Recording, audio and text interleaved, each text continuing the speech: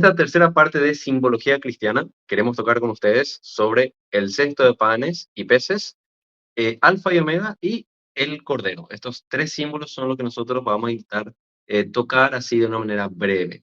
Primero que nada, Raúl, ¿qué pensás sobre el cesto de panes y peces? Bueno, el pan y los peces viene a significar claramente la Eucaristía, viene a significar claramente aquel pasaje del Evangelio de Juan en el capítulo 6 y el versículo 54, que dice, y lo leo para no equivocarme, que quien come mi carne y bebe mi sangre tiene vida eterna y yo lo resucitaré en el último día. En esta palabra de Juan, recogida por Juan de Jesús, los cristianos de todos los tiempos han puesto y han colocado su esperanza. De ahí que el apóstol Pablo llegue a afirmar en Gálatas 2:20 que es Cristo quien vive en mí, porque estos panes y estos peces vienen a significar y evocan la multiplicación de los panes y los peces. Aquí hay un muchacho que tiene 5 panes y 2 peces, nos acordamos de ese pasaje del Evangelio, porque es Cristo el único capaz de saciar el hambre de la multitud que lo sigue. Y cómo no, ese saciar el hambre es saciar al hombre de eternidad y de plenitud. Cuando un cristiano en las catacumbas o en el arte paleocristiano veía ese cesto en medio con 2 panes, que no te lo he mostrado, por ejemplo, algo tal que así, enseguida ese mosaico o esa pintura o ese grafito que se hacía en las catacumbas o ya en algunas iglesias, viene a significar que Cristo multiplicó los panes y los peces. Si Cristo fue capaz de saciar el hambre de tanta gente, ¿cómo no va a saciarte a ti? ¿Cómo no va a llenarte a ti plenamente? Entonces, viene a recordarte que si Cristo en su vida mortal hizo eso, ¿cómo no ahora, ascendido victorioso a los cielos, no lo va a volver a hacer? Pues ahora tú, aliméntate de él, aliméntate de la Eucaristía, porque recordemos el primer vídeo de esta serie, el pez es Cristo resucitado, Salvador, Hijo de Dios, y el pan es la Eucaristía. Entonces, también está evocando que quien come ese pan está comiendo a Cristo. Entonces, un cristiano que veía esto confiaba en la palabra de Cristo, como decía de Juan 6:54, que comer de la Eucaristía significaba tener vida eterna. Acá añado un paréntesis de lo que habéis mencionado, que nunca va a faltar el que diga, que nosotros vamos a encontrar por ahí en internet, que todo esto del milagro de los peces, esto es simplemente un Un relato compartir. ahistórico, sí, un relato ahistórico que simplemente los evangelistas se inventaron para poder hablar del mensaje que acabamos de decir. Y en realidad es la inversa.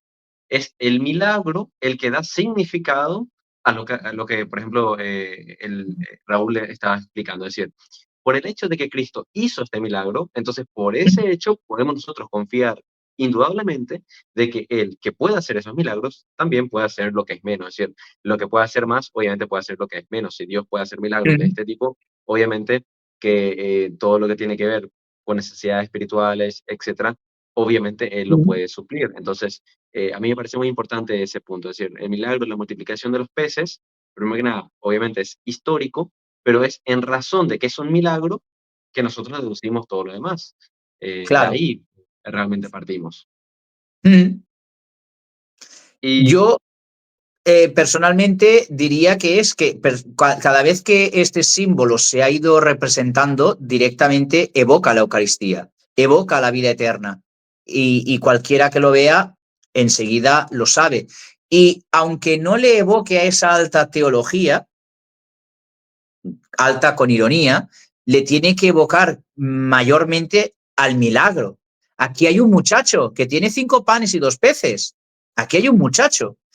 O sea, también es una actitud de servicio, de donación, porque eso es la Eucaristía, eso es la misa. Cristo se entregó por nosotros, se partió, se repartió y ahora vive en nosotros. Es una llamada a esa confianza que los cristianos tuvieron desde el primer momento de que en el pan y en el vino estaba Cristo mismo. hay una homilía de Orígenes, creo que es sobre comentar el Evangelio de Lucas, donde él interpreta ese pasaje de una manera totalmente diferente al resto de los padres de la iglesia, pero de repente me parece interesante traer acá, que es Ujú. que ellos comen, ¿verdad? Los peces, también comen los panes, y luego ellos se van y Jesús le dice, ustedes em, no me buscan, a ver, no me recuerdo el término exacto. Sí. Me buscáis Me bus- porque os he dado de comer y no exactamente. porque cola. Mm, Ok, me buscáis porque os he dado de comer. Y Orígenes interpreta eso. Yo, por ejemplo, generalmente yo leo eso y yo interpreto como que Jesús le está diciendo como hipócritas. Así es como yo estoy mm, entendiendo. Pero Orígenes no entiende de esa manera. Orígenes entiende de que cuando él dice eso, en realidad es porque aquellos que han degustado del don de Dios, de un milagro de Dios, tienen aún más sed de Dios. Y claro. porque tienen sed de Dios, entonces le buscan a Dios. Es decir, Mm, ya no le buscan a Jesús simplemente por ese alimento, sino porque ese alimento le ha dado a ellos una sed aún mayor de querer buscarla a ellos. mm. Esto, aclaro, Sí, esto es simplemente una interpretación que ha dado Orígenes, pero a mí me parece de repente ilustrativo pensar en esto, es decir, pensar de que aquellos que han degustado de los dones de Dios, al menos en un grado mm, mínimo, obviamente quieren aún más y buscan aún más. correcto. Bien, si no hay nada más para añadir en eso, vamos a saltar a Alfa y No, Omega. yo iría alfa y omega, que es más que claro, porque Cristo es principio y fin. Y alfa y omega, si nos vamos al alfabeto griego, que hay que acordarse que la iglesia hablaba en griego, que el imperio romano hablaba en griego hasta el finales del siglo III, principios del siglo IV, que empieza una transición al latín, el alfabeto, su primera y su última letra, es el alfa y es la omega. Y ese alfa y omega que se pinta, que se escribe, viene a significar clara y llanamente ese pasaje del Apocalipsis 21:6 de que Cristo es el principio y el final de todas las cosas. Y esta siempre viene a ser la única representación en letras en las catacumbas, referidas a Cristo. Y además viene a encerrar toda la creación, porque Cristo es el primero, pero es el último. Y en una expresión de misericordia, en medio, estamos todos nosotros. Por eso se pintaba como alfa y omega. Y que el destino del hombre, el origen del hombre, el destino del universo, no se comprenden sin ese principio y fin de Dios, sin Cristo. Porque si Cristo no se hubiera encarnado, si Cristo no hubiera resucitado, vana sería nuestra fe. De ahí que San Ignacio de Antioquía llega a decir que Jesucristo es su inseparable vivir, porque no se puede separar la vida del cristiano de un inicio y de un final en este mundo. Pero Cristo no es un principio y un final de este mundo, sino que es el principio y el fin de este mundo. El generador, por la palabra fue todo hecho, y hacia quien todo se encamina es el alfa y es la omega. Y por lo tanto, todos estamos llamados, como dice el libro del Apocalipsis, a presentarnos cara a cara con el que es el primero y el último, principio y fin, alfa y omega, que será quien recapitule en él todas las cosas. En definitiva, es un símbolo de las catacumbas claro, rápido y sencillo de entender. A mí me trae a la mente, de hecho, cuando uno se topa con testigos de Jehová o algo similar, uno se recuerda de que una de las argumentaciones de los primeros cristianos era justamente esto, es decir, el alfa y omega en el Antiguo Testamento es Yahvé, ¿verdad? Es decir, así él se presenta, Mm, yo soy el primero y el último. Y esto mm, en todas las traducciones, creo que no hay una traducción, bueno, yo al menos de lo que yo conozca, protestante, etcétera, que deje de usar el término el primero y el último, y luego en Apocalipsis también. O sea, era una manera que el judío sobreentienda de que Cristo era divino. Es decir, de mm. que así como Es su divino, Dios, claro, es divino, era no, es. claro, claro, es. Entonces, es como una forma para que el judío entienda de que su Dios que se presentó como el primero y el último es el mismo Dios que ahora dice que es el primero y el último. Y era como una Mm, conexión, ¿verdad? Evidente, que obviamente para los judíos eso va a ser una blasfemia, etcétera, ¿verdad? Pero acá el mm, punto está en de lo que para ellos significaba, era evidente mm. esta forma, al menos, de comunicar la fe. correcto. Y entonces, simplemente, pues Alfa y Omega viene a representar ese pasaje del Apocalipsis y viene a recordar, pues, que Dios es el Dios creador y hacia quien se recapitula todo. En definitiva, es una manera sencilla que luego, con el tiempo, evolucionó a cuando hay un icono o hay una imagen de un cuadro con Cristo en la aureola, en lo que es la aureola, se le simboliza el alfa y la omega a sus lados para decir, ese que estás viendo, ese es Jesucristo. Ese es el principio y el final. Y entonces el arte va evolucionando. Ese arte paleocristiano, como decíamos en alguno de los anteriores capítulos, es un arte en persecución, pero cuando ya hay una paz y salen fuera, pues, oye, si Alfa y Omega representaba a Cristo y a Cristo lo representamos sedente como un maestro y con los dedos así, verdadero hombre, verdadero Dios, Padre, Hijo y Espíritu Santo, pues para representar que este que está aquí pintado o hecho un mosaico es Jesucristo, para que nadie se confunda, con su manto azul por fuera, revestido de divinidad, y de color rojo por bajo, revestido de humanidad, verdadero hombre y verdadero Dios, ya también mostrado en sus dedos, le vamos a poner el alfa y omega por si alguien aún tiene dudas de que vaya a ser otro. Es decir, el arte se va asumiendo y va creciendo en la fe de la Iglesia y en la tradición. Esto es lo que hemos legado, esto es lo que hemos recibido y así es como lo vamos transmitiendo para que no se pierda o no solo que no se pierda, sino que no vaya a ser que se pervierta y tome otro significado que no es el que nos dejaron los primeros cristianos. Claro, es también una forma de preservar la tradición, ¿verdad? Es esa Uh -huh. tradición que Dios, por medio del Espíritu Santo, va asistiendo y luego nosotros lo conocemos como sagrada tradición también. Uh -huh. Eh, ¿Te parece saltar ahora al Cordero? Si tenés ahí la Sí, imagen, claro. ¿te puede mostrar? Sí, a ver, el cordero es fácil. El que no haya visto un cordero es algo curioso, pero un corderito y se le ponía una pequeñita aureola en la cabecita. Tenemos un corderito, simple y llanamente, y ese corderito está claro, es un grito claro, directo y conciso a que el amor vence, a que el amor de Dios vence. Y nos tiene que evocar directamente al capítulo primero, versículo 21 del Evangelio de Juan.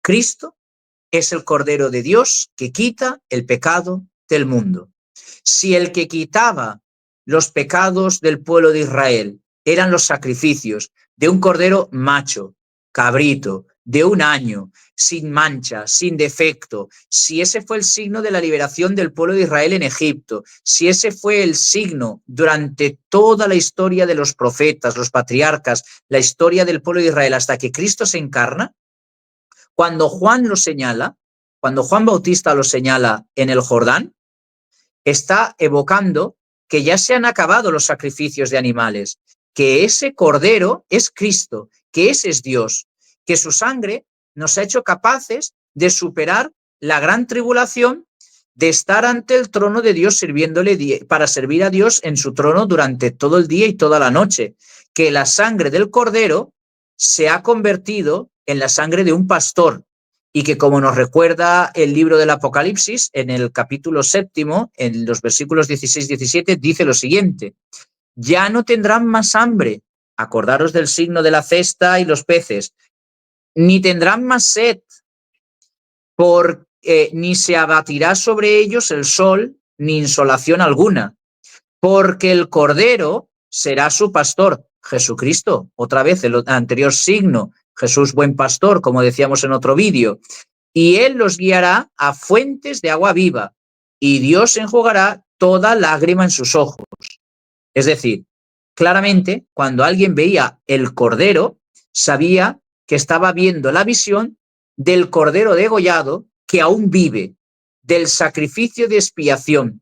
Porque claro, a los primeros cristianos aún les repudia, les da miedo pintar la cruz en un momento. Entonces, ¿cómo evocan ese sacrificio? Pues lo evocan pues con la canasta de panes y los peces, con el cordero degollado, porque además si nos damos cuenta, que parece que no, pero el cordero en su cuello lleva un tajo, lleva un corte, porque ha sido el cordero degollado, sacrificial. Es el cordero que quita el pecado del mundo, no es simple y llanamente una representación bucólica como Jesús buen pastor, Jesús, no, es Jesucristo muerto y resucitado, aquel que nos invita verdaderamente a servirle día y noche sin ningún temor, porque Él ya ha vencido a la muerte, porque Él es el viviente.